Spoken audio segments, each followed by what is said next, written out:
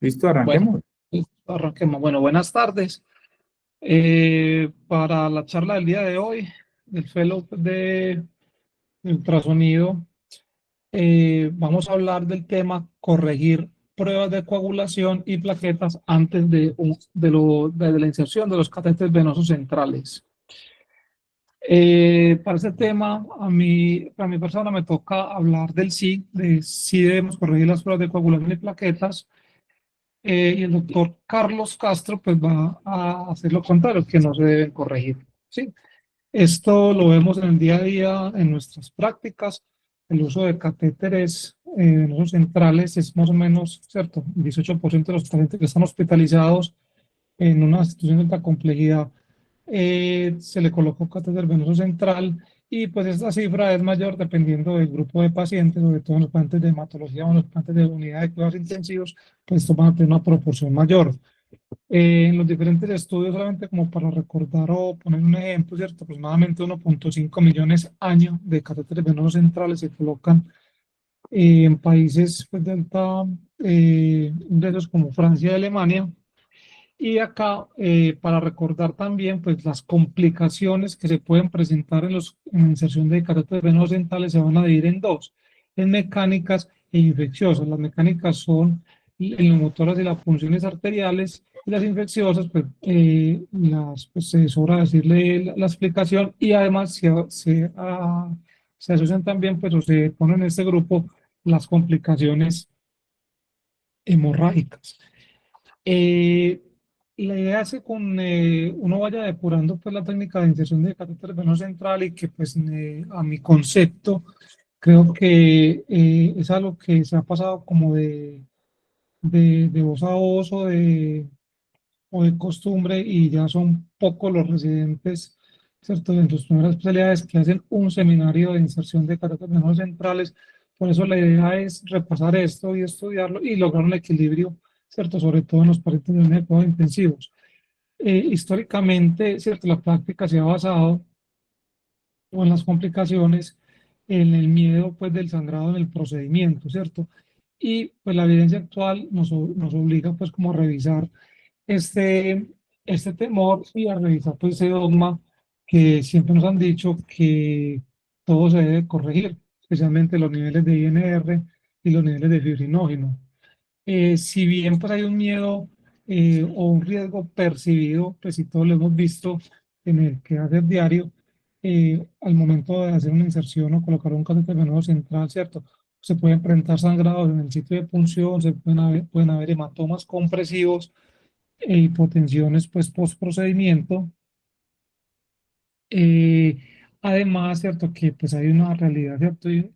Que no hay que desconocer, que pues entonces colocar los hemoderivados pues conlleva unos riesgos inherentes que muchas veces no los valoramos de manera adecuada y inclusive son más, tienen mayor morbi y mortalidad que el mismo sangrado por el catéter o las mismas complicaciones por la incisión de los catéteres venosos centrales. Estas complicaciones van a ser el trali, el taco, ¿cierto? La inmunización o reacciones alérgicas y las escasez, pues, además el uso y el abuso, ¿cierto? De los recursos y generando pues un costo elevado en la atención de los pacientes que ahora está pues como tan delicado. Un ejemplo para eso, por eso ha venido cambiando en las últimas décadas, ¿cierto? En Estados Unidos se pueden transfundir hasta 2.2 millones de unidades de plaquetas y de plasma anualmente, esto relacionado pues a los procedimientos en las unidades de cuidado intensivo. Y desafortunadamente pues esto ha sido pues tiene una evidencia pues que es poco sólida y que es un poco pues como ya que lo vamos a discutir el día de hoy y vamos a mirar pues quién se va a llevar el punto. Si me lo llevo yo o se lo lleva el doctor Castro. Entonces, la complicación pues temida que nos atañe ahorita pues el sangrado en estos pacientes. Cuando uno revisa la literatura, el sangrado puede poner una tasa de complicaciones, miren qué tan baja, ¿cierto? 0.5 a 1.6%. Y recuerden, les voy a explicar más adelante para que recordemos cómo se clasifican los sangrados o las hemorragias en la inserción de los catéteres venosos centrales. También hay que recordar que hay áreas o sitios compresibles y no compresibles, por ende, ¿cierto? Habrá un mayor riesgo, ¿cierto? Cuando colocamos un catéter, como en la región subclavia, que es un sitio, pues, o un área no compresible, ¿cierto? Y incluso con guía ecográfica, ¿cierto? Pueden ocurrir sangrados masivos, a pesar de si existen coagulopatías no diagnosticadas, ¿cierto? Como la hemofilia adquirida. Por ahí uno encuentra, pues ahora con tanta acceso a Internet y a todas estas cosas, y uno dice que en este tema, y probablemente el doctor Carlos lo va a decir, el problema no es ni el ecógrafo, no es ni ni del catéter, ¿cierto? Sino que el problema finalmente, pues como lo vamos a ver, el problema es del operador, ¿sí? Entonces, ¿cómo se clasifican los grados de sangrado en los procedimientos de catéteres venosos centrales? Hay varias clasificaciones. Esta que les pongo de primero, la clasificación funcional CTA, CAE, pues que es con la clasificación del Comité Técnico de Complicaciones y Eventos Adversos pues, de Estados Unidos. Esta se va a clasificar en 5 grados. Grado cero, pues es, no se presenta ningún sangrado. Grado 1, un sangrado menor o leve. Aquí pues está, ¿cierto? Pueden haber, esto se define con unos criterios clínicos, ¿cierto? Básicamente, esto es que cuando se produce un sangrado, ¿cierto? Que cesa con la compresión manual estándar durante al menos, por menos de 20 minutos. El grado 2 ya es un grado moderado, ¿cierto? Donde requiere una compresión manual más de 20 minutos, donde requiere aplicación de algunos hemostáticos tópicos o intravenosos y donde hay cambios frecuentes de apósitos o la realización de suturas cutáneas adicionales para lograr la hemostasia. El grado 3 sería el sangrado severo o mayor, donde pues hay una necesidad de transfusión de glóbulos rojos o una intervención radiológica, ¿cierto? Por radiología intervencionista como las embolizaciones o la exploración quirúrgica electiva, pues como para controlar el daño producido. El grado 4 el sangrado que amenaza con la vida vital, el grado 5 pues sería la muerte. La siguiente clasificación serían los criterios ICPH, que se llama de los europeos. Ya se divide en sangrado mayor y sangrado menor. El sangrado mayor lo vamos a definir como el sangrado fatal o el sangrado de un área u órgano crítico que pueda comprometer la vida del paciente, una caída de la hemoglobina mayor de 2 gramos por decilitro o una necesidad de transfusión más de 2 unidades de glóbulos rojos. Y la clasificación de la escala de la OMS, que es la que utiliza las recientes guías de transfusiones de hemoderivados de Hess, que se clasifican en grado 1, 2, 3 y 4. El 1 sería el sangrado mucocutáneo leve, el grado 2 sería un sangrado visible que no requiere transfusión, el 3 el sangrado que sí requiere transfusión o causa inestabilidad hemodinámica moderada, y el 4 pues ya un sangrado mortal o sangrado del sistema nervioso central o una inestabilidad hemodinámica severa.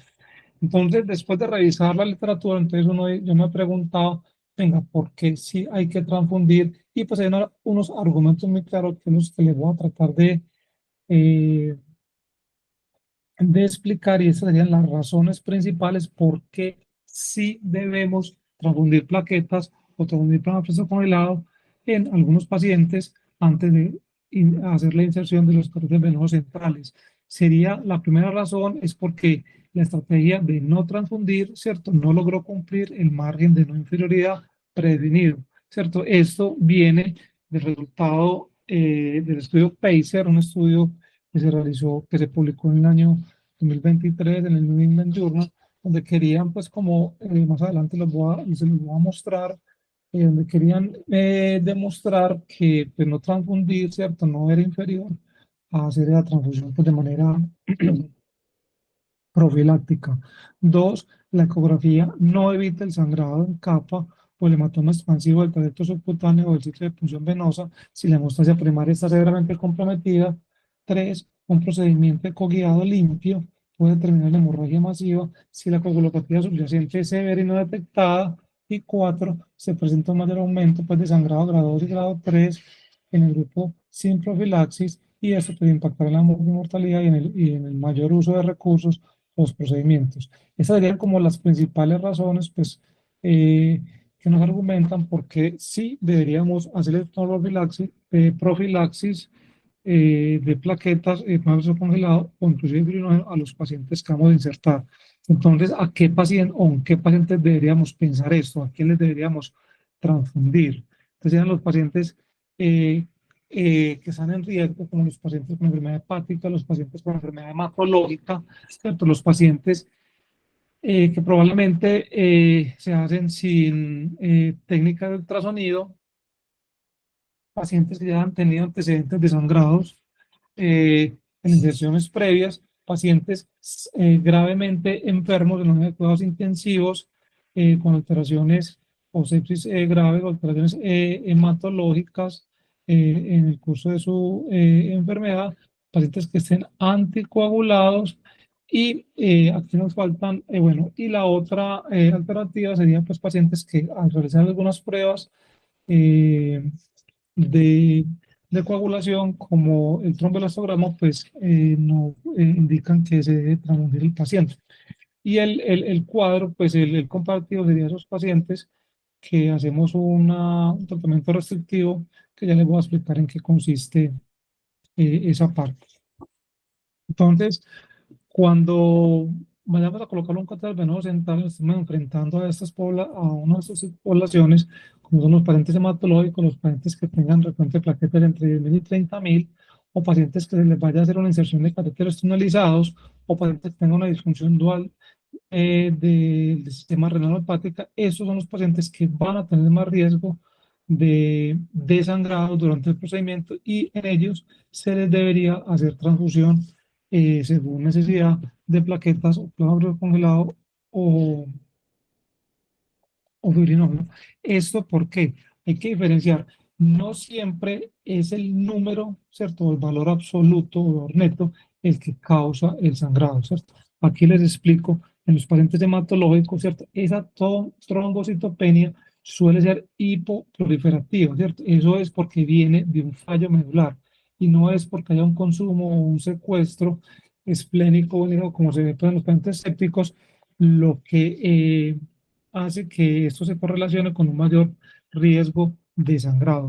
En diferentes estudios, en las actuales revisiones, se ha ido depurando o actualizando pues ese rango de valor. Antes nos decían y nos dan un rango muy amplio, ¿cierto? Que era un valor entre 10.000 y 50.000, ¿cierto? Para los pacientes hematológicos,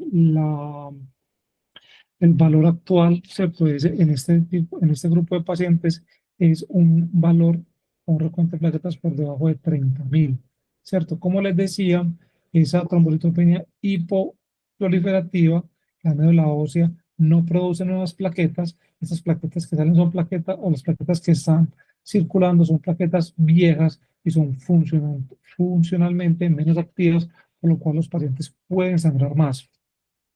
Además, en los pacientes con malignidades hematológicas críticas, ¿cierto? Ese riesgo de sangrado se ve exacerbado no solo por la falta de producción de plaquetas, sino por un estado de inflamación sistémica crónica y de sepsis concomitante. Esto es lo que ayuda pues como a presentarse una tormenta perfecta para que haya una hemostasia ineficaz en este grupo de pacientes y tengan una tendencia a sangrar más. En los pacientes cirróticos renales o en los sépticos graves, sí, a pesar de que nos han indicado que se deben hacer transfusiones, ¿cierto? O la indicación es transfundirlo, ¿cierto? La evidencia es que múltiples artículos, literaturas y nos dicen que el INR prolongado con un valor de 1.5, inclusive hasta 3, ¿cierto? Tiene un valor, ¿cierto? Predictivo pobre para el sangrado periprocedimiento y que la uremia provoca una disfunción en la agregación plaquetaria y en la alteración del factor de von Willebrand, por eso estos pacientes sangran más. Y además de ese INR de sensibilidad, tener en cuenta que el INR solo mide factores procoagulantes disminuidos pero ignora la disminución pues, de los factores anticoagulantes como la proteína C y S, y esto pues altera mucho más esa hemostasia, ¿cierto? Ese rebalanceo de la hemostasia en los pacientes y pudieran sangrar más. Entonces la recomendación, ¿cierto? Actual es que se deben transfundir, que la transfusión es profiláctica, ¿cierto? eh, se deben optimizar, ¿cierto? Basado pues en la seguridad de este grupo de pacientes ante un posible o un insulto pues, o alteración hemostática, que esas hemostasias primarias, o sea, las plaquetas, sigue siendo crucial para prevenir los hematomas y los sangrados locales, como los sangrados grado 2 y grado 3, a pesar de pues, que esa punción haya sido limpia o no, o no hayamos tenido pues complicaciones. No podemos asegurar, ¿cierto?, que esos pacientes, pues porque no hacemos controles durante o después de los niveles de coagulación, después del procedimiento, entonces no podemos asegurar que ese catéter, la hemostasia esté controlada y que no se vaya a producir un sangrado o un hematoma en el sitio de inserción o pues alrededor del catéter. ¿Sí? Hay dos patologías, ¿cierto? Como les digo, y es lo que explican y hacen que se favorezca la transfusión profiláctica de plaquetas y, y plasma lado son la leucemia promielocítica aguda, ¿cierto? Y la hemofilia. En estos es como dos patologías, dos apartados, donde sí no es una excepción que se deban pues, transfundir. Pues vamos a un poquito de la evidencia de dónde viene todo lo que les acabo de decir. Eh, Además de esa literatura que hay un score, ¿cierto? Se llama el IMPROVE. Ese es un score que sacaron los holandeses por allá como en el 2016, 2018, ¿cierto? Aquí están en este puntaje, son 13 variables, ¿cierto? Y si ese puntaje da mayor de 7, eso quiere decir que su paciente tiene un alto riesgo de tener complicaciones en la incisión de catéter veno central, sobre todo en grado 2 y grado 3, y se deberían transfundir. Este score fue revalidado, ¿cierto? Recientemente, sí, porque fue un estudio pues, que se hizo en una sola institución y recientemente, pues acá los americanos pidieron una validación internacional pues, de este registro, de este score IMPROVE, y los japoneses también, pues el año antepasado, ¿cierto? Pues, hacen su validación también en su grupo, en su población pues, asiática, dándole validez pues, a este score. Este es el estudio que les digo, el estudio de los americanos, el estudio PACER, ¿cierto? Donde eh, el estudio era transfundir plaquetas antes de la inserción de un cateterismo central en los pacientes con trombocitopenia. Un ensayo multicéntrico aleatorizado controlado y de no inferioridad, donde se asignaban de manera aleatoria a pacientes con trombocitopenia grave, era definido con un valor o un recuento plaquetario menor de entre 10.000 y 50.000 y que pues que estaban en las salas, en las salas de hematología o en cuidados intensivos y que pues por alguna razón se debía colocar un catéter venoso central. El resultado primario que ellos querían hacer era pues evaluar el sangrado relacionado con el catéter y lo definían como sangrado grado 2 a grado 4 en las escalas que ya les mostré, y un resultado secundario era pues un sangrado ya pues mayor 3 y 4. Y querían demostrar que la estrategia de no transfundir o una estrategia restrictiva tenía pues un margen de no inferioridad frente a lo que se hacía normalmente, que era transfundir los pacientes de manera profiláctica. Es un estudio con 373 pacientes donde mostró que ese sangrado, pues que se observó un sangrado relacionado con el de los catéteres como resultado primario en el 4,8% de los pacientes en el grupo transfusional y de 11,9% en el grupo sin transfusión. Por ende, pues cierto, los resultados de este estudio no pudieron demostrar, cierto, una estrategia de no inferioridad frente a la profilaxis de los pacientes. Aquí están pues, las gráficas, los resultados como para entender un poquitico más el estudio. Una de las cosas que salió de ese estudio es la redefinición del valor pues, o el punto de corte de cuando se considera una trombocitopenia pues, importante, y aquí es donde sale el valor de 30.000, ¿cierto? Si ven acá en el conteo plaquetario y los pacientes pues, que no transfundieron y que fueron los que estaban en ese punto, acá entre 20.000 y 30.000, pues ya empieza pues como a cruzar más el eje, y es de acá donde sale pues esta cosa. Uno de los peros grandes que tiene este estudio, ¿cierto? Y como decía anteriormente, es que no se hizo control post transfusión de plaquetas, por eso es una gran debilidad. de este estudio. Entonces, pues la intención de ese estudio, del estudio PACE, era pues desafiar el umbral de plaquetas. Como les decía, lo hacían de manera pues aleatoria, a unos sí, a unos no, antes del procedimiento. Y la pregunta pues era, como les digo, era si era necesario o no corregir la trombocitopenia antes del catéter. Esta es la gráfica y la gráfica de barras, ¿cierto? Donde vemos pues que no hubo inferioridad, que no se alcanzó esa inferioridad estadística y si hubo una diferencia significante eh, significativa, pues, o marginal, depende de cómo lo miremos desde el punto de vista estadístico, entre los sangrados 3 y 4, que era un análisis pues, secundario. Además del valor del recuento plaquetario, también pues, se demostró pues, que había un importante impacto económico, ¿cierto?, en el ahorro, ¿cierto?, de recursos en este tipo de pacientes y pues que a pesar de que no se pudo lograr o demostrar el estudio, de lo que se pedía el estudio, como conclusión, si es, el uso de estrategia restrictiva es aceptable como monotractivo en algún grupo de pacientes muy seleccionados. Como les decía, entonces la incidencia pues, de sangrado en el grupo de no transfusión pues, es significativamente mayor en el grupo de pacientes en salas hematológicas cuando se comparaba con el grupo que transfundieron. Ya esto pues se lo mencioné en el recuento de plaquetas.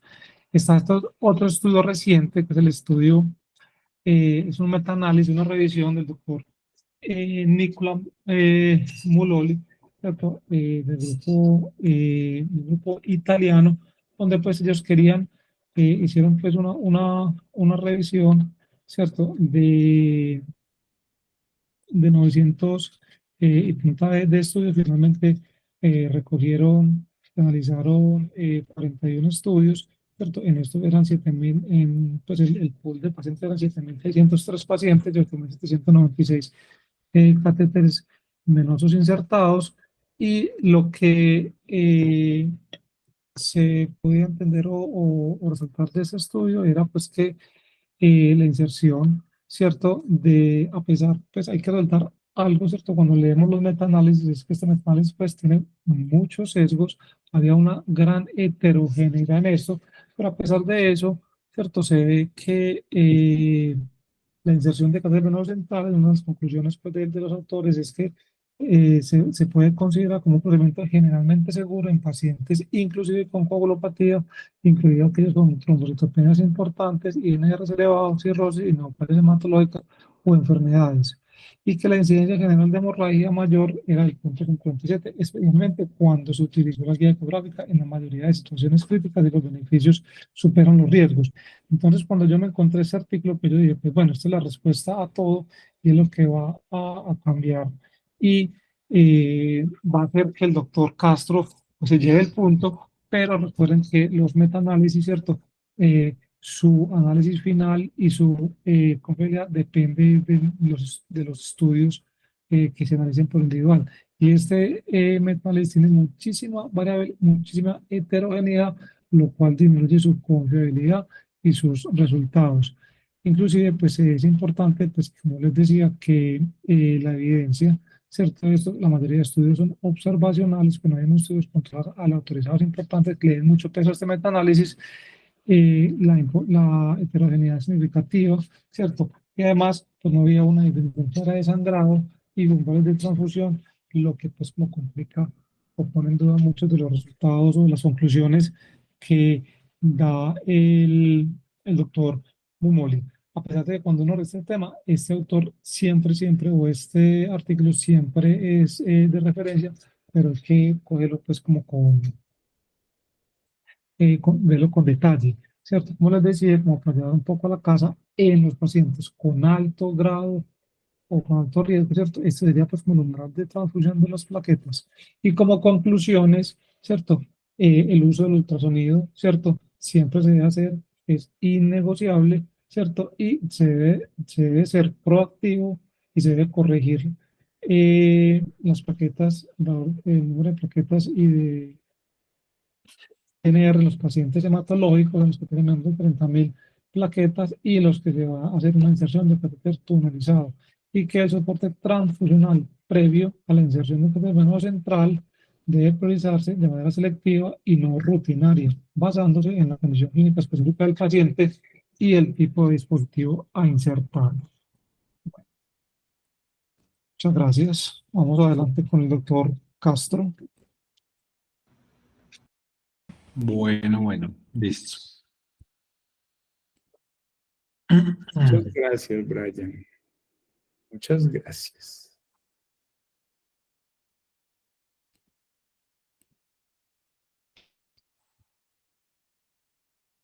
Ahí ya ven la pantalla. Ahí ya está cargando. Sí, señor. Ahora sí. Bueno, pues este tema es bastante interesante y genera bastante discusión y controversia porque precisamente si uno analiza hasta los mismos artículos que hemos presentado con el doctor Bryan, pues puede interpretarse de otras formas y eso es lo interesante de este escenario. Entonces, en la contraparte, pues, ¿por qué no corregir las pruebas de coagulación y plaquetas en un acceso venoso central? Entonces, la inserción de un catéter venoso central es una intervención fundamental pues, para la administración de fármacos, vasoactivos, nutrición parenteral, etcétera. Sin embargo, el paradigma actual gira en torno en que previamente o tradicionalmente este tipo de intervenciones de pronto se han llegado a asociar con algunos eventos hemorrágicos y tradicionalmente, a través de tradición oral, precisamente es precedida de la administración de plaquetas, de corrección de factores de coagulación, de plasma fresco congelado, cuando los valores se desvían de los rangos de referencia estándar. Y eso toma relevancia porque pues, en el escenario clínico uno lo escucha permanentemente. Y es que en realidad lo que ha evolucionado no es tanto lo de los factores de coagulación, sino definitivamente la seguridad del procedimiento. Y esta seguridad del procedimiento ha evolucionado precisamente no por tender a normalizar este tipo de laboratorios, sino por la implementación sistemática del ultrasonido en tiempo real, lo que mejora esas técnicas de inserción y ha permitido reducir precisamente las complicaciones hemorrágicas, incluso en pacientes con trastornos graves de la hemostasia. Y eso es fundamental porque cuando uno lo ve en la práctica clínica y lo he evidenciado con mis propios ojos, lastimosamente, es las punciones a ciegas pueden generar más daño de lo que uno se imagina. Y definitivamente, cuando uno pasa al ecógrafo, ve ya toda la arquitectura alterada. Entonces, ese es como un punto esencial de práctica, incluso en los pacientes que no tienen alteración de los factores de coagulación o que tienen sus plaquetas en niveles normales. Y precisamente un ejemplo es cómo se diseca la pared de un vaso venoso con una punción guía a ciegas, perdón, y luego usted pasa a hacerla por ecografía y ve cómo está disecada la pared del vaso y precisamente eso es el daño que usted ha ocasionado con ese tipo de punciones a ciegas. Es por eso que lo que ha mejorado en todo este proceso no es precisamente la normalización de los laboratorios, es lo que es la implementación del ultrasonido, haciéndolo guiado por ecografía. Entonces, precisamente este artículo también nos lo trajo el doctor Bryan, que los factores de riesgo de sangrado asociado al catéter venoso central, se hizo un análisis de una revisión sistemática de la literatura y precisamente pues ellos identifican lo que dijo el doctor Bryan, enfermedades hepáticas y hematológicas, pacientes en unidad de cuidado intensivo que tienen anticoagulación y eso pues aumenta el riesgo de sangrado, ¿sí?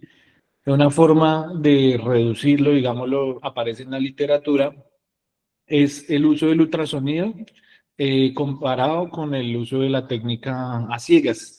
Y la otra estrategia de la necesidad de transfusión de hemocomponentes, pues se ha utilizado pues el tromboelastograma. Vuelvo y digo, pero esto no quiere decir que pues a todo tengamos que corregirle las pruebas. Precisamente con este advenimiento, el riesgo de sangrado de mayor en este metaanálisis fue del 0,6% y el sangrado menor fue de 8%. Y incluso la incidencia de los pacientes que sangraron y recibieron algún hemocomponente fue el 6,8%. Entonces, realmente como que no hay una variación significativa. Ahora, cuando hablamos de, pues hice un resumen acá, aparte del estudio, donde el sangrado mayor, como lo dije previamente, es 0,57%, o sea, realmente muy bajo, ni siquiera alcanza a ser 1. Y el sangrado menor, 8,1% en las tasas de sangrado reportadas. Y este fue un estudio que se analizó 41 estudios, donde tuvimos un total de 7.603 pacientes y 8.796 inserciones de catéteres venosos centrales. Y vean que la población de riesgo tuvo neoplasia hematológica, trombocitopenia grave y enfermedad crítica como un factor de riesgo. ¿Cuál fue la eficacia de estas intervenciones y la incidencia pues agrupada de todo este tipo de sangrado fue del 6,8%, pero la guía ecográfica es altamente efectiva porque sí o sí va a reducir las complicaciones. La transfusión de plaquetas fue efectiva solo si, como lo decía el doctor Báñez, teníamos un umbral por debajo de 30.000 plaquetas. El plasma fresco no ofreció ningún beneficio claro y la evaluación con tromboelastografía, pues en realidad no es que mejore la seguridad, sino pues va a reducir las transfusiones necesarias para estos escenarios. Entonces, históricamente se ha planteado que hay unos umbrales tradicionales cuando se considera el riesgo puede ser inaceptable en estos pacientes y siempre uno escucha, no, que por debajo de 50.000 plaquetas usted no puede hacer este procedimiento, no, que por debajo de 20.000 tampoco. Entonces empieza a haber mucha variabilidad y heterogeneidad en los estudios, asimismo como el INR prolongado mayor a 1,5, que también lo consideran como históricamente como un factor de riesgo al sangrado.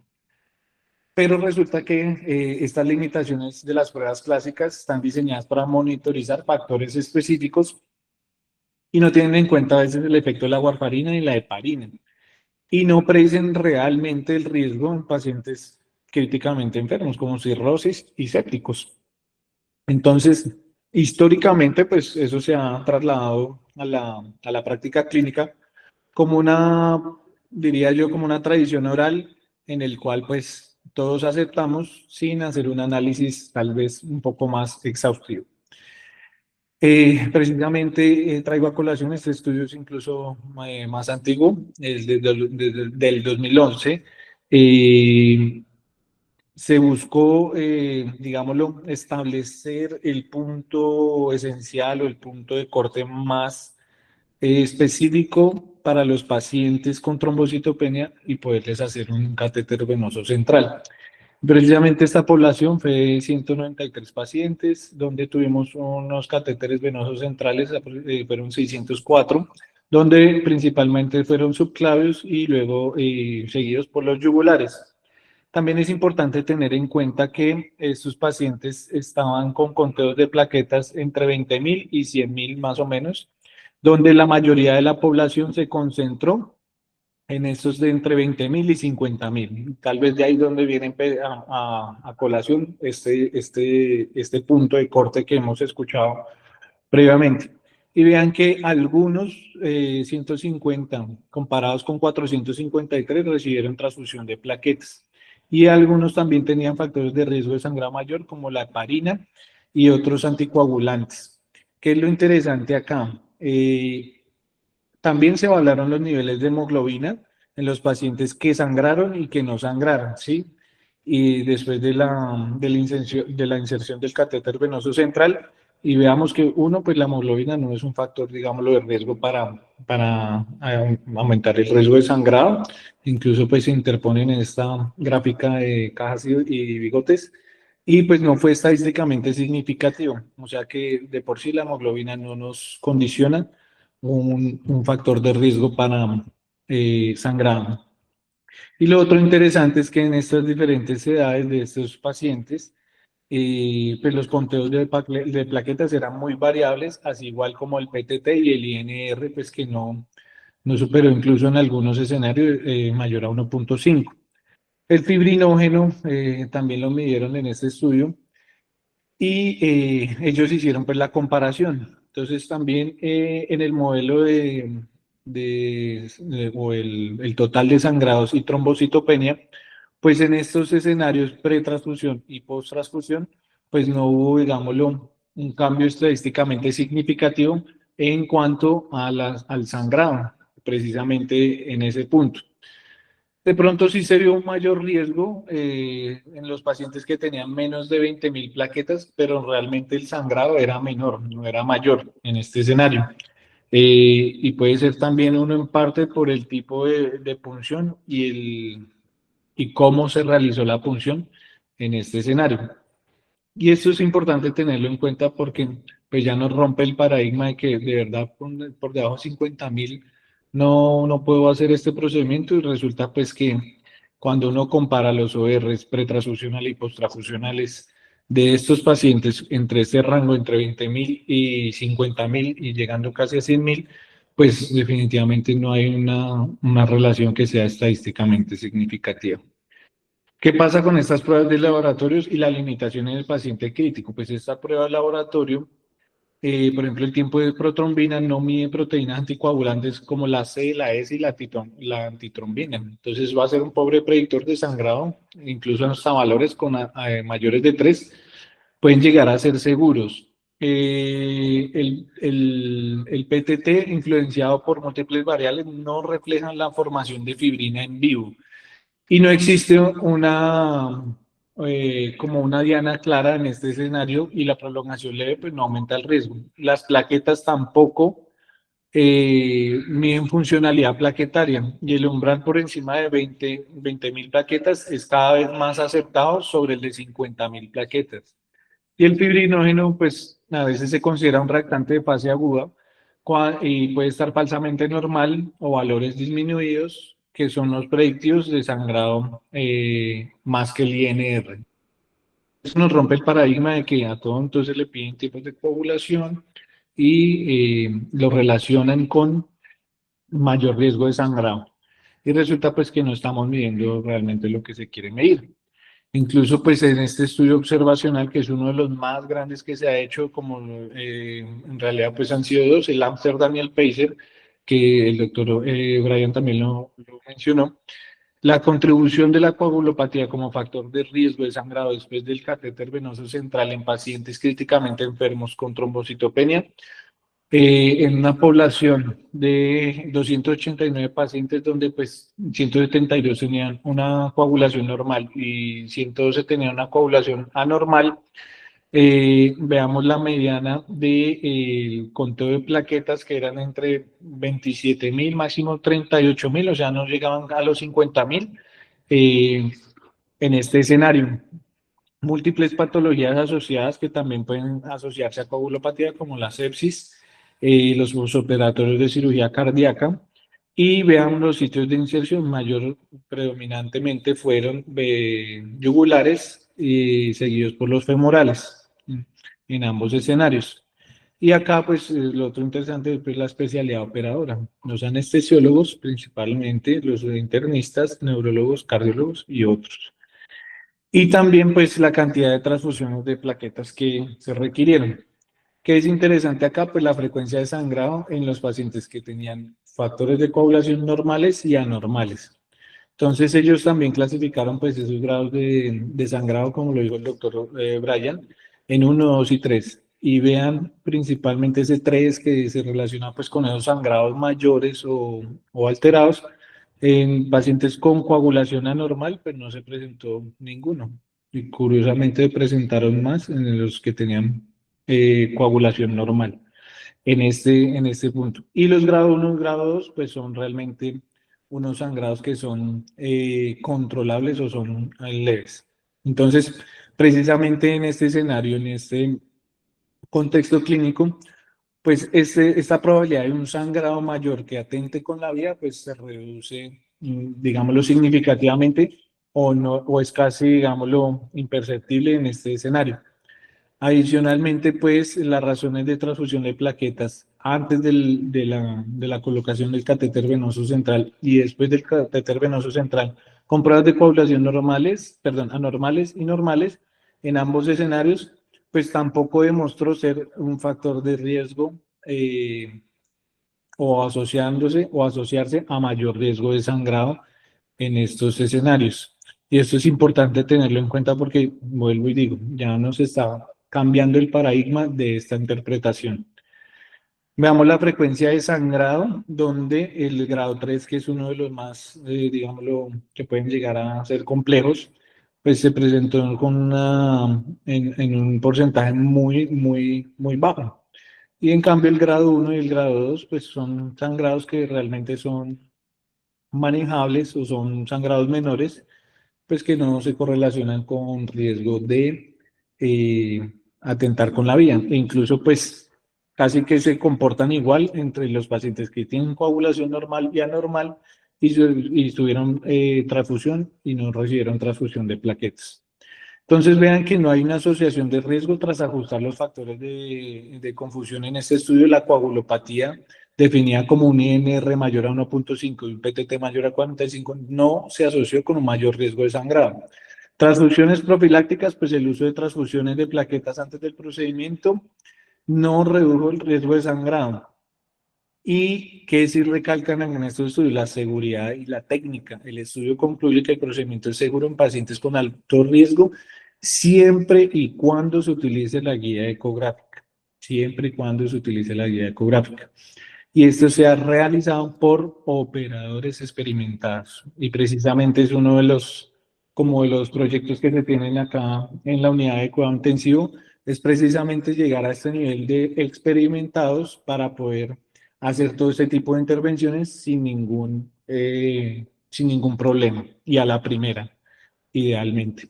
El otro estudio que es el PACER, que fue uno de los estudios que también mencionó el doctor Bryan, publicado en el New England Journal, también es interesante porque fueron pacientes con trombocitopenia que fueron llevados a hacerle un catéter venoso central y tenían un riesgo de sangrado del 2 al 4, o sea, en teoría tenían un mayor riesgo de sangrado. Y estos quienes no recibieron transfusión de plaquetas y los que sí recibieron y los que no. Entonces ellos hicieron la aleatorización y principalmente pues los grupos por factores de riesgo de sangrado, los diferentes tipos de catéteres que también acá pues un tunelizado se utiliza mucho para las hemodiálisis, vean el tipo de punción, vean el departamento en donde se realizó y el conteo de plaquetas. Y cuando vemos a ver esta distribución de la gráfica, pues vemos que en la mayoría de casos no eran estadísticamente significativos. Llamativo pues que este estudio en los no tunelizados y las venas subclavias eh, pues tenía una tendencia un poco, digámoslo, mejor en el escenario, pero vean que en el acumulado total, pues definitivamente no hay una diferencia estadísticamente significativa. Entonces, cuando ellos clasifican el sangrado, pues el 3 y el 4 son esos asociados con que requieren alguna intervención o están asociados con inestabilidad hemodinámica o pueden poner en riesgo la vida. Y precisamente pues la presentación de estos sangrados eh, fue muy baja. Estas son las características de la población de base, los que fueron transfundidos y los que no fueron transfundidos. Y acá vemos los diferentes tipos de sangrado en los resultados primarios y secundarios, donde el grado 2 al 4, pues era con transfusión y con no transfusión, pues tenían aparentemente un riesgo de sangrado un poco mayor los que no eran transfundidos. Sin embargo, cuando uno va un poco más en detalle, vean la cantidad de sangrados que eran grado 1. Pues realmente eran los mayores y no eran los que estaban relacionados al 3 al 4. Y el 3 al 4 están uniendo 2 grados de sangrado pues para cuantificarlo, o sea, como para arrastrar el resultado. Y vean estos grados 1 pues que eran realmente, pues son grados que son manejables. Hematomas pues también fue una presentación pues relativamente baja. Y lo otro fue que también ellos analizaron más o menos cuánto les costaba esas transfusiones de plaquetas. Eso, pues allá en Estados Unidos y donde se realizó, son $400 aproximados esas transfusiones.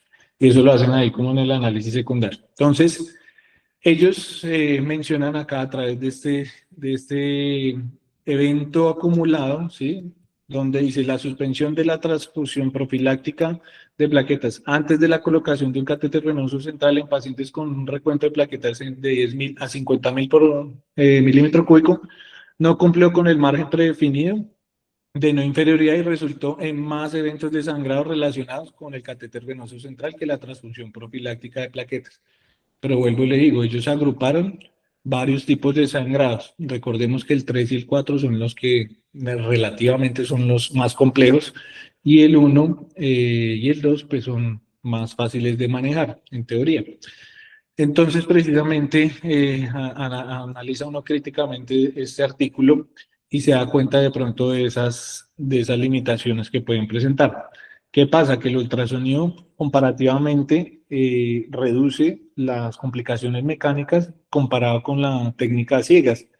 Veamos una punción arterial. La incidencia histórica está entre el 5.2% al 19% y la incidencia actual, pues, con ecografía es del 1.62%, con una reducción del riesgo de más del 70%. Un neumotórax se puede presentar a ciegas entre el 0.5 y el 2.3%.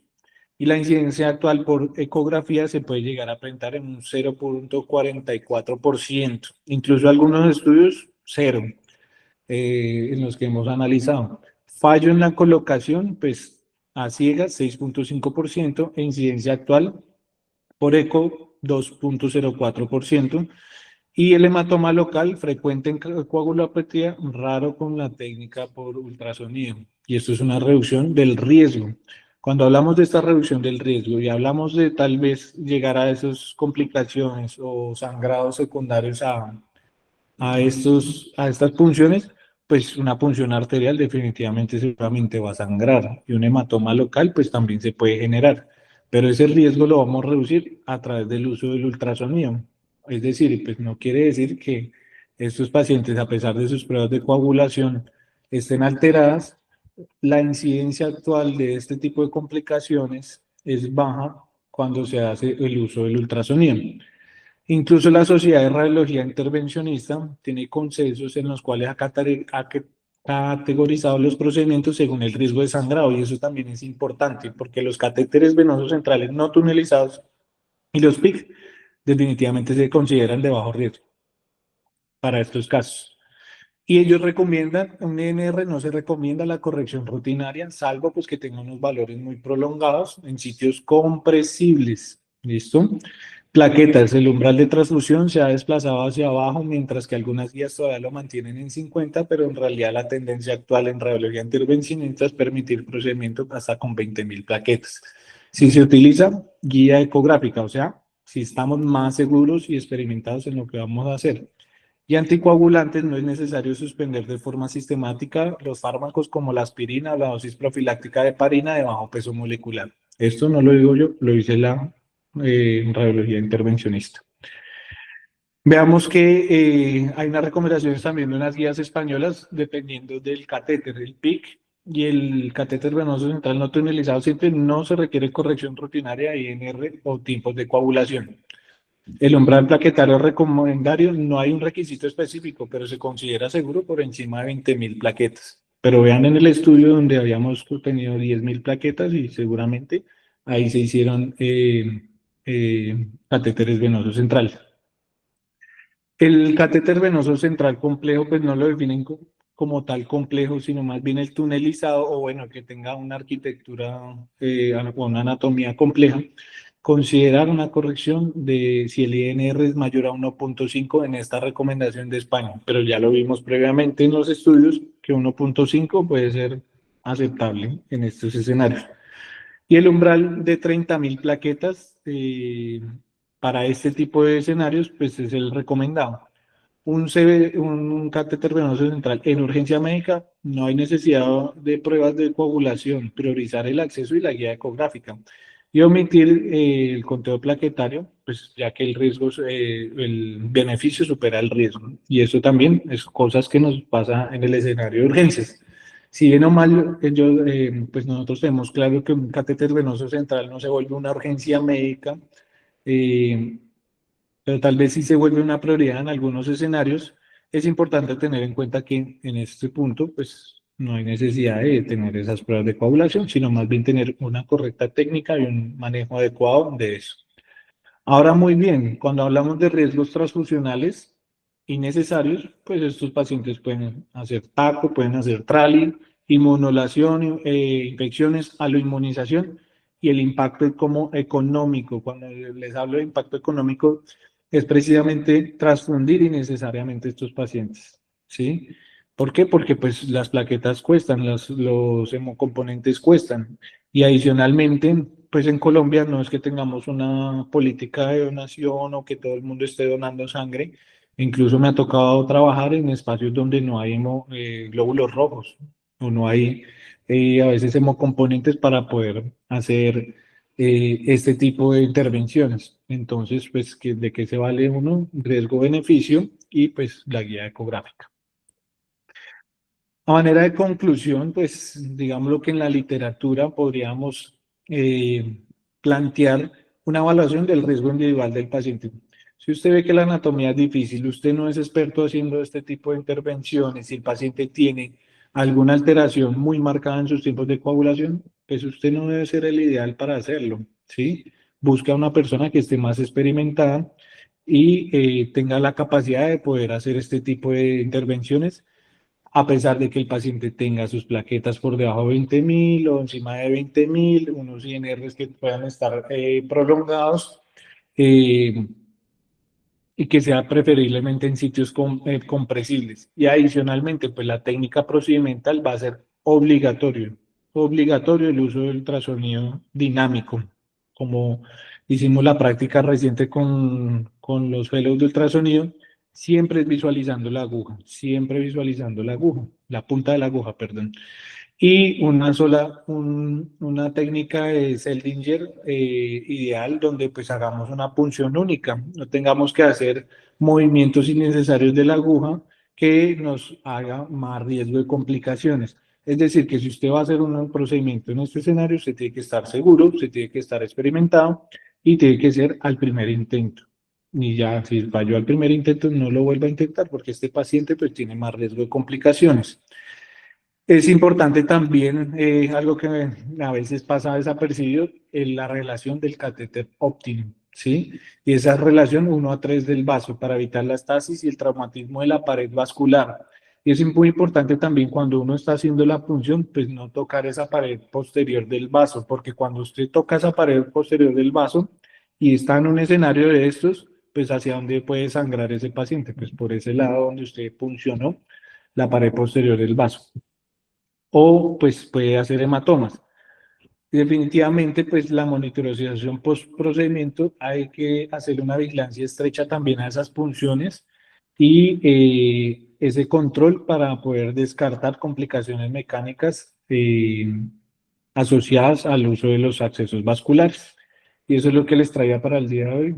Muchísimas gracias. Quedo atento pues, a sus comentarios, aportes, entre otros. Bueno, Carlos, muchísimas gracias. Muy bien por las presentaciones a ambos. Creo que deja abierto el tema a la discusión y como a las percepciones, obviamente, pero hay datos suficientes para poder discutir. Quería hacer como, mientras salen de pronto preguntas o comentarios o aportes, un par de preguntas.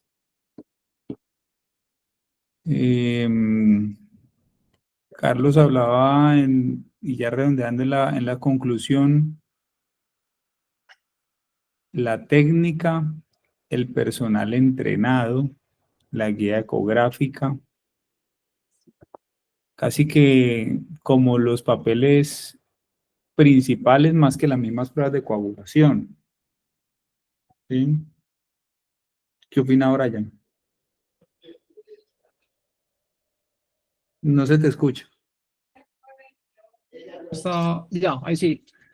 Sí, lo que alcanzamos pues como a revisar pues es una conclusión de este tema. Cada vez se demuestra más que hay que hacer las cosas bien y de manera segura. Y hay innumerables estudios, pues no los puse desde mi parte, ¿cierto? Pero por ejemplo, el doctor Bustamante tiene un estudio reciente ¿cierto? Hecha con la doctora Sarama, donde demuestra pues que los niveles de uno se correlacionan. También hay un estudio, pues ahí, no solamente uno, pues como por mencionar, pues hay un estudio pues en el 2019 del italiano que muestra todos los rangos de sangrado, ¿cierto? E inclusive las recientes guías de CHES del año pasado de transfusión de plasma congelado y plaquetas en pacientes críticos demuestran que independiente de los valores de sangrado, de plaquetas y de INR, las complicaciones de la infección de catéteres venosos dentales es muy baja, ¿cierto? Que poniendo la balanza no sería correr ese riesgo. Y que si lo hacemos como lo mostró el doctor Carlos, pues siempre con técnica visión directa y en plano, pues no había necesidad. De acuerdo con que no deberíamos transfundir.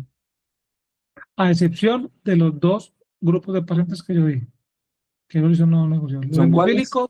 Los hemofílicos y los que tienen leucemia promielocítica, porque a ellos no les funciona las Esa es plaquetas. una claridad, una aclaración bien interesante y bien importante que ahorita también voy a hacer un comentario al respecto. Eduardo, levanto la mano.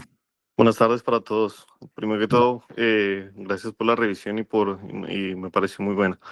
Mi pregunta va encaminada que en los últimos estudios que nos mostró el doctor Carlos, él da una recomendación de que no es necesaria la suspensión de la anticoagulación o de la anticoagulación en tromboprofilaxis más precisamente. ¿Esa recomendación es generalizable para todas las poblaciones o hay que tener en cuenta pues algunas condiciones como enfermedad renal crónica avanzada o algunos eh, cuadros de sepsis con coagulopatía en las que sí habría que tener en cuenta esa estrategia?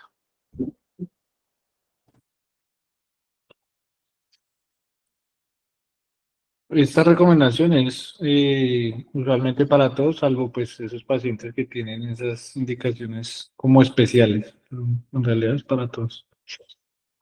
Sí, en tromboprofilaxis como tal no es un problema. Pero es igual, por eso empecé la discusión con el tema de la primera pregunta que le hice a Brian, porque el punto termina siendo venga, si usted va a coger esto y empieza a hacer locuras con el ecógrafo, usted puede tener un INR que sea hipercoagulable el paciente, puede tener 500.000 plaquetas, puede tener un PTT de hipercoagulabilidad y ahí no hay coagulación que valga, socio. Y eso es clarísimo y ahorita les cuento un poquito alrededor de ello. Aquí hay un punto muy claro y es en lo que poco se han enfocado y de pronto Carlos y Brian que tienen recién lectura de esta información, es poco lupa se le pone en las revisiones y en las investigaciones al efecto de las técnicas como tal y el efecto de las complicaciones. Incluso en las mismas guías. Carlos mencionó dos, si mal no estoy, de las guías, incluso de la Sociedad de Radiología Intervencionista. Y hay una más reciente, que es del 2021, que es del CIRSE, que es la Sociedad de Radiología Europea, donde poco énfasis se le hace a el cuidado que se debe tener con respecto al procedimiento mismo y se le da más importancia, aunque cada vez menos, valga la aclaración, o sea, se le da más importancia a un valor de un número de un laboratorio que a que usted haga de forma perfecta el procedimiento, ¿sí? Y eso es algo que quiero poner acá en este espacio de discusión por cosas que ahorita más adelante les voy a ir comentando desde la perspectiva de alguien que está haciendo ahorita intervencionismo. Y es que usamos muy a la ligera y es la segunda pregunta que les voy a pasar antes de leer una que hay en el chat, y es la siguiente. Carlos, ¿para qué son las pruebas de coagulación? ¿Para qué se diseñaron las pruebas de coagulación?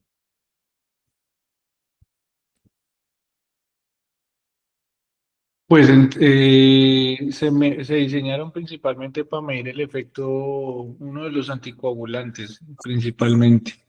Uno es, y pues unos miden dependiendo cómo lo interprete uno, puede medir la vía intrínseca y extrínseca pues, de la coagulación como tal. Pero eso no se asocia con riesgo de sangrado, o sea, no están diseñadas para predecir un riesgo de sangrado. Listo, le complemento. Entonces, las pruebas se diseñaron cuando se diseñaron para estudiar por qué sangraba un paciente.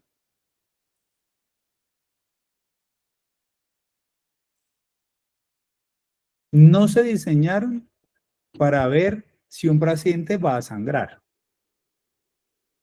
Entonces, cuando uno empieza desde ese modelo de pensamiento o linealidad, más que modelo de pensamiento, esa linealidad del concepto de dónde usted está parado, ¿sí? Si yo me paro en el punto A para predecir el punto B, es diferente a si yo estoy parado en el punto Z para ir a buscar la respuesta en A.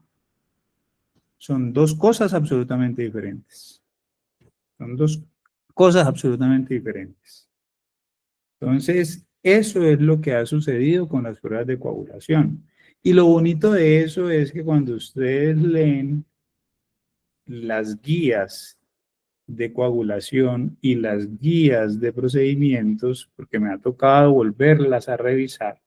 Este es un tema que hemos hecho ya un par de publicaciones alrededor de esto justamente, y que de hecho mi nueva tesis está relacionada a las pruebas de coagulación y los procedimientos en intervencionismo. Es, venga, ¿cuál es el miedo que tenemos? ¿Cuál es el miedo que tenemos a que un procedimiento se nos complique, que queremos ver un número que esté normal para sentirnos tranquilos, pero no nos preocupamos por hacer el procedimiento de la manera más apropiada posible? Creemos que con un valor de plaquetas normal, con un INR normal, con un PTT normal, eso va a subsanar que usted chuse la arteria que no debió haber chuzado. Y no es así. Entonces empiezo a dar ejemplos. Paciente de 14 años. Y me voy a salir un poquito del tema del acceso vascular para hacerme entender de lo que estoy hablando. Paciente de 14 años.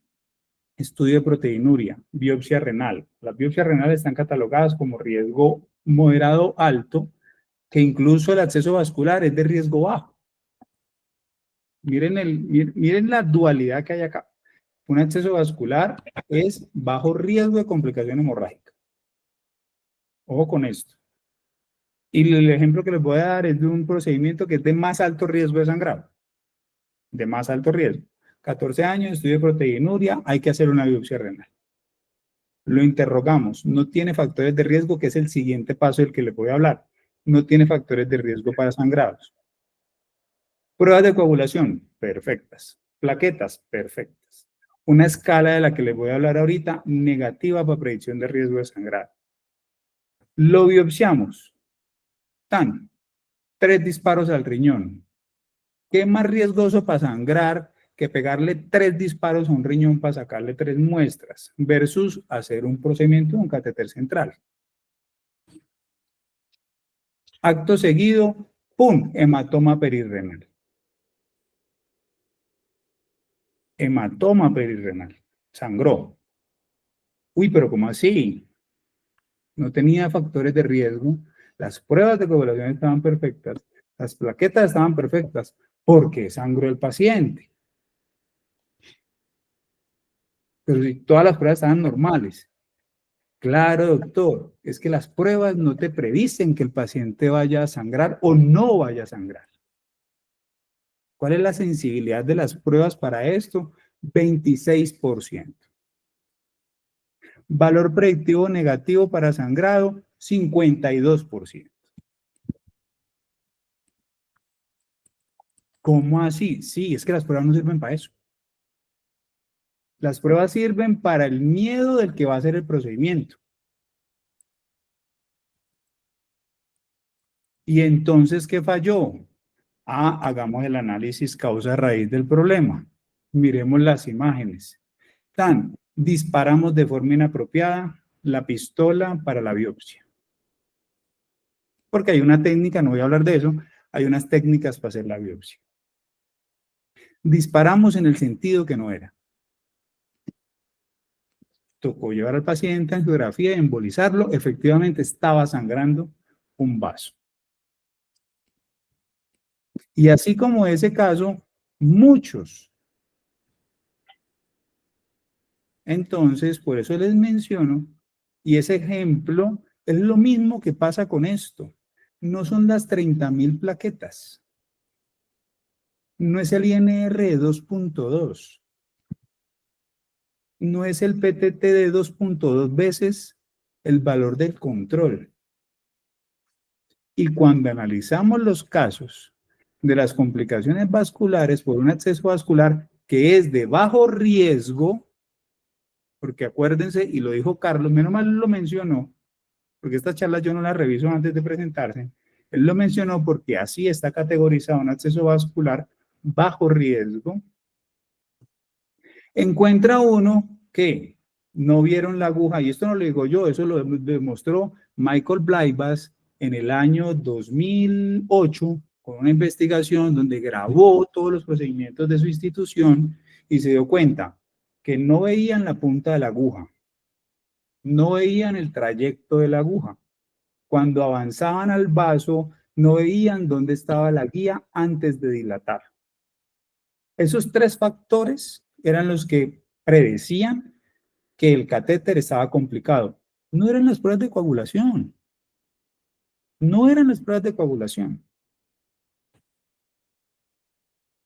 Pero como eso nos da una sensación de no va a pasar nada y el INR normal es superior a mi incapacidad de ver la aguja, y lo estoy diciendo de forma sarcástica, ¿sí? Es una tranquilidad. Ahora, les muestro lo siguiente.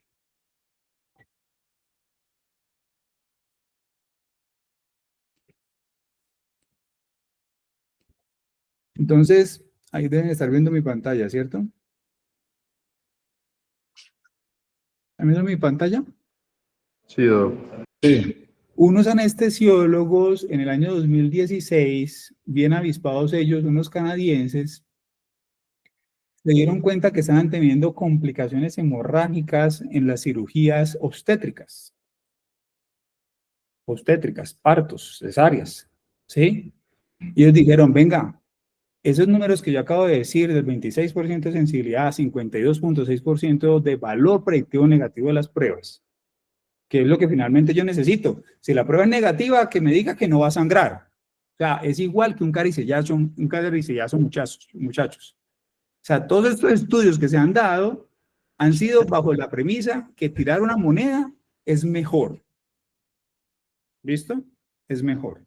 Entonces, unos canadienses, muy avispados ellos, dijeron, hey, esto no nos está funcionando. Veamos qué es lo que sucede. Entonces, se pusieron a interrogar a las pacientes, mujeres, obviamente. Venga, ¿qué nos está prediciendo realmente? Porque ya vimos que las pruebas no predicen nada. No funcionan. No predicen. Cirugía. ¿Ok?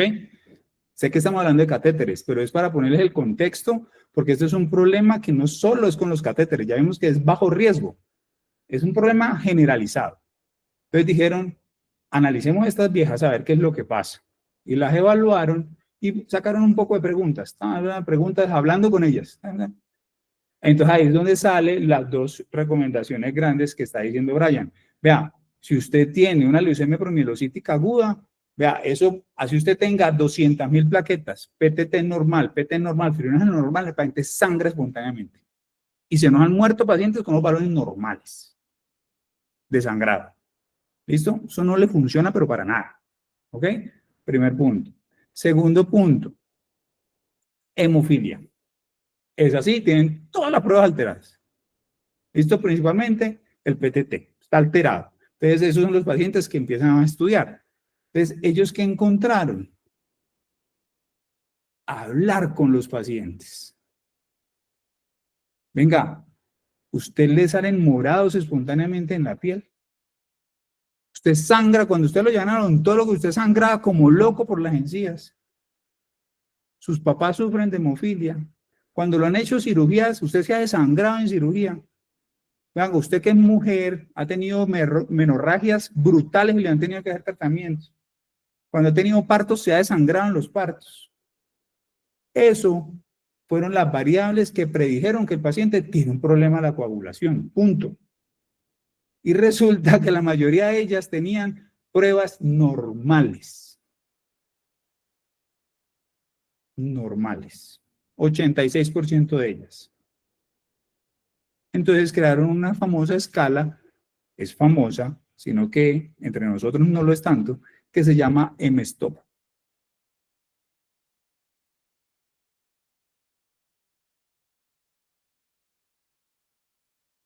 Están viendo la pantalla, ¿cierto? Eso da un LR con la incidencia de sangrado en los procedimientos de bajo riesgo, da un LR por encima de 3, y el valor predictivo negativo de esto es del 98%. Para predecir que no tienes problema de sangrado. Con la incidencia de bajo riesgo. Si entre más riesgo le subas, pues obviamente se va volviendo mejor. Entonces, los británicos les dijeron, excelente viejo, bacano, porque solo preguntarle a la gente si en serio tienes problemas de sangrados, porque las pruebas no funcionan. Ah, pero es que eso es reciente. No, desde nunca han funcionado. Desde nunca han funcionado. Desde nunca han funcionado, porque no son diseñadas para eso. ¿Esas cuándo sirven? Mi paciente está sangrando, pídale unas plaquetas a ver si son plaquetas. Pídale un PT, un PTT, un fibrinógeno, a ver qué le vamos a poner. O unas pruebas viscoelásticas, que es lo que estaban preguntando en el chat, para poder definir qué es lo que hay que ponerle a ese paciente. Eso es diferente. Por eso toda la discusión la empecé. Venga, la técnica tiene que ser perfecta. La técnica tiene que ser perfecta. Es decir, que la mejor forma de prevenir el sangrado es entrenarnos en la técnica. La respuesta es sí.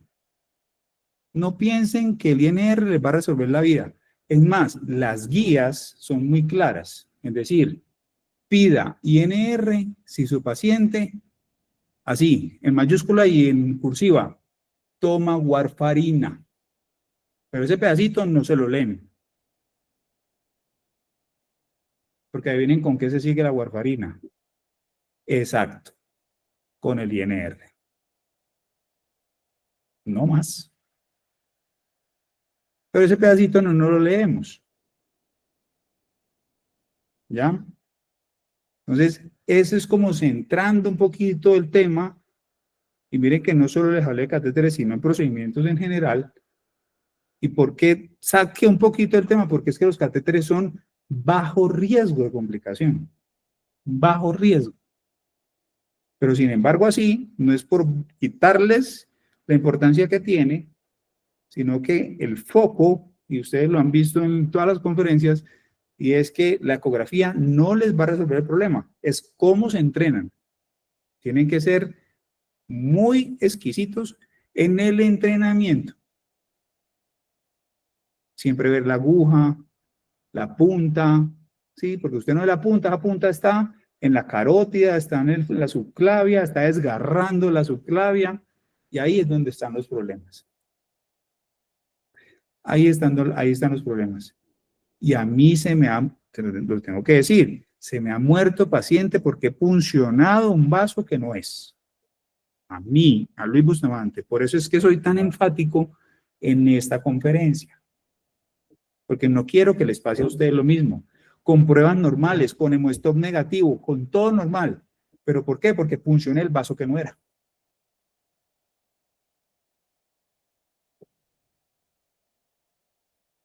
Es así de claro. ¿Sí? Es que en mi institución el protocolo es listo, hagan su protocolo porque están en una institución. No quiere decir que no tengamos que hacer las cosas como lo dicen en las guías de sus instituciones, para nada. Si hay una guía hay que adherirse, por supuesto. Pero miren lo que sucede, y esto es, deben estar viendo ahí una nueva presentación. ¿Sí? ¿Me confirman? Sí, señor. Sí, profe, sí se ve. Miren esta encuesta tan chévere. Es tan difícil el tema que miren esta encuesta. Le preguntaron a los especialistas en cuidado intensivo, ¿con cuánto funciona usted? El intensivista es el más arriesgado de todos. Con 20.000 yo funciono. El hematólogo, yo con 40.000. El radiólogo es el más gallina de todos, con 50.000. ¿Cuál tiene la razón? Cuando hay tanta divergencia, ninguno tiene la razón. Entonces el intensivista es el más berraco porque funciona con 20.000. No. Es porque eso no predice. Y lo mismo pasa con el PTT, con el INR. Miren. Si fuera claro, todos deberían responder lo mismo. ¿Sí? Y miren este otro dato también interesante. Hablaron de cáncer.